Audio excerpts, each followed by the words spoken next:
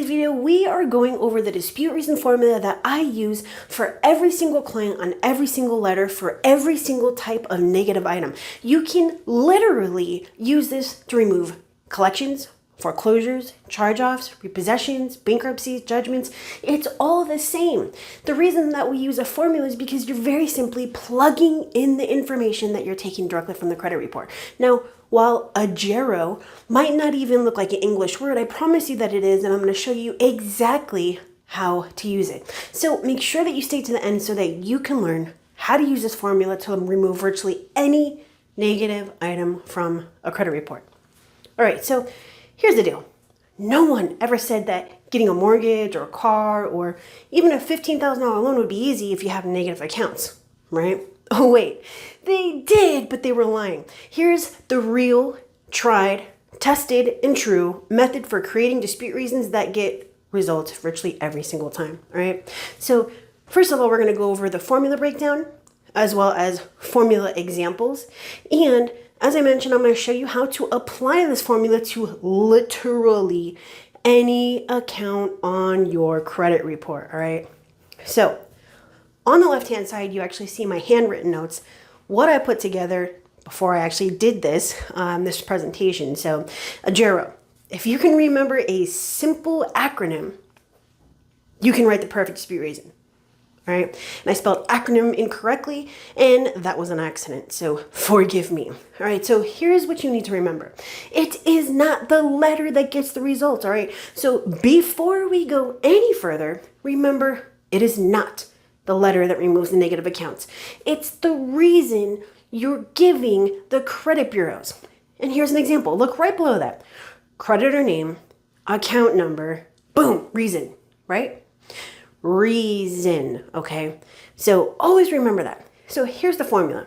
We have the action, the justifier, the element, the reason, and optionally, if you're disputing something like a late payment, you're also going to have an outcome, right? So let's just look at these real quick. So action would be something like delete, correct, update, or remove. A justifier is where you're like, hey, blah, blah, blah, blah, because blah, blah, blah, blah. Just use the word because, okay? You are justifying why you want X, Y, or Z.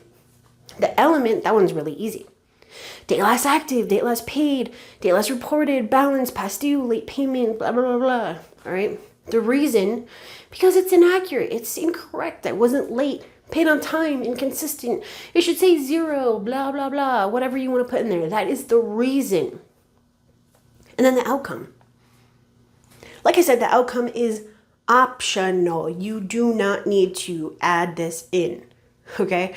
I'm saying this because the longer your dispute reason, the more words you put in that letter, the less likely it is that you are going to get your deletion, your correction, your whatever, all right? So don't add it in if you do not need to. This would be like for late payment update to paid on time. So that is why it's called AGERO. Action, justifier, element, reason, outcome. Okay, if you can remember that, you can get results with virtually any negative item on a credit report. If you have these accounts that you want to remove, and it's not even want to remove an account, if you want to increase your credit score so that you can go get that mortgage that just right now seems like a dream, that car that you know you just can't afford, that apartment because you want to move out of mom and dad's house, then this is the thing that you need to be doing and practicing and learning so that you can get there, right? We need to have the right vehicle that's got the right tires, the right, whatever. You got to give it an oil change. You have to maintain the car, whatever. You need to have the right vehicle that's going to take you to your destination. And I am giving you what you need to maintain that vehicle to get to your destination. Here's a couple examples. So for the action, we're using A, justifier is J, element E, reason R, and outcome O. And it did actually change my reason to the registered symbol, but you get the picture. Example 1.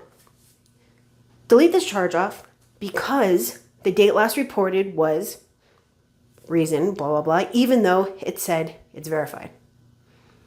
All right. What are we looking at? Well, delete is the action. J is because. Element is the date last reported. And the reason is because the information's not the same. Like, you have Equifax showing this, Experian showing this, TransUnion showing this. So you're just plugging that information in. And obviously I wasn't going to do that all there, so that's why that part's missing.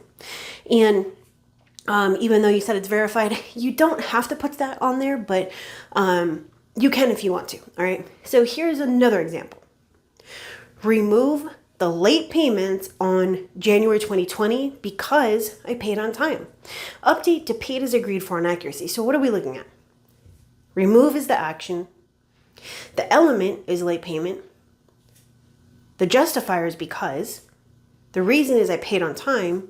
And the outcome, like I said, it's optional, is update to paid as agreed, because we want to tell them what we want them to do. Like, you have to tell them what you're disputing, why you're disputing, and what you want them to do. But with a charge off, we just want them to delete it. And we already said delete it, right? Now with a late payment, it's a little bit different because we want them to correct it, but there's another part to it, right? We don't then want them to just remove it from the credit report. We also want to get them to remove that status or that comment that says, was 30 days late, was 90 days late, was 90 days late on X or whatever it is. So there's actually two elements here, and that's why it's optional. But in the case of a late payment, it might do you good to add that on there. All right, so, and you can actually look at the bottom of your screen if you would rather have me do this for you, because yes, it is a lot of work. There's a lot of stuff that goes into this. There's a lot of learning, because the longer you dispute, the harder it is to remove the negative item. So hey, if you don't want to do that, that's totally fine. I've been doing this for a very long time. I get the results. You've seen my results. You've seen my reviews. You see what people have to say about the results that I get them. And guess what? I'm the only one that's giving the copies of the disputes. I'm the only one using this to actually be for the consumer, you, the consumer, to actually get them where they need to be, right? So if you want someone who's going to be by your side and do the right thing for you, then use the link on the bottom of the screen, vcita.com/expertcreditsweeps, and you can see if I can do this for you. It's really, really simple, all right? Now, back to this. We have our account example for late payments on the left, and on the right, we're going to break this down, all right? So we're going from general to very, very specific, and then we're going to wrap it all together. I really wanted to make sure that you understood this, as you can see. So for January, we have Experian and TransUnion showing okay, but Equifax late, and then it's the flip side for February. And then the date last paid is obviously going to be different, right? So the action is going to be update. Element is payment history. The reason is that on January 2021, it's reported as Equifax, TransUnion, Experian. You would just plug those dates in there, right? And then 2/21 is reported as Equifax, TransUnion, Experian. So what you'd be putting there is Equifax and TransUnion show okay or paid as agreed, and the third bureau is late, right? So, and then obviously for February is going to be flipped, okay? Just so that you know what to put on there. And the outcome is update to paid as agreed for inaccuracy. And then now over here on the left, you're also going to see my notes from this. Again, it was 5 pages of notes, 4 pages, it was either 4 or 5. Putting it all together. So let's just take all these elements of the account from the previous step, and we're going to glue it all together here, okay? So your full dispute reason is going to look like this. Update the payment history because January 21 is reported as okay on both Experian and TransUnion, but 30 days late on Equifax. And February 21 is reported as 30 days late on both Experian and TransUnion, but on Equifax it's okay. Update to paid, never late. Now you can say remove these late payments on insert dates and update to paid as agreed, never late, okay? Now here's a simplified version. Remove the late payment history on both 121 and 221 because all 3 bureaus report different information. The only problem with this is that you're not plugging the facts in directly from the credit report. So I wanted to give you like the lazy, still factual way and the way you really should be doing it, okay? So here's step by step. You're going to analyze. So you need to first analyze the account and what does the account say and what should be disputed from it. You're going to look at the elements. Note each required element and extract the facts, okay? Create your AGERO breakdown, action, element, reason, outcome. Full reason. Write out your full reason using as few words as possible and then double check it.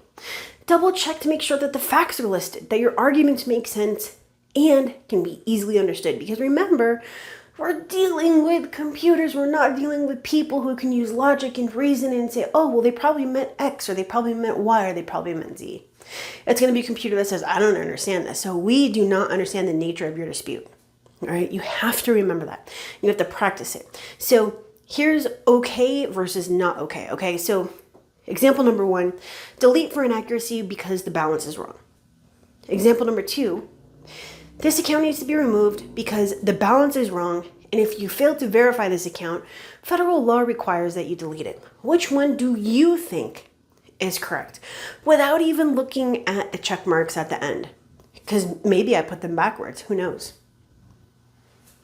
Example number 2 is incorrect. You want to make it as clear, concise, and simple as possible. And like I said, plug those numbers in.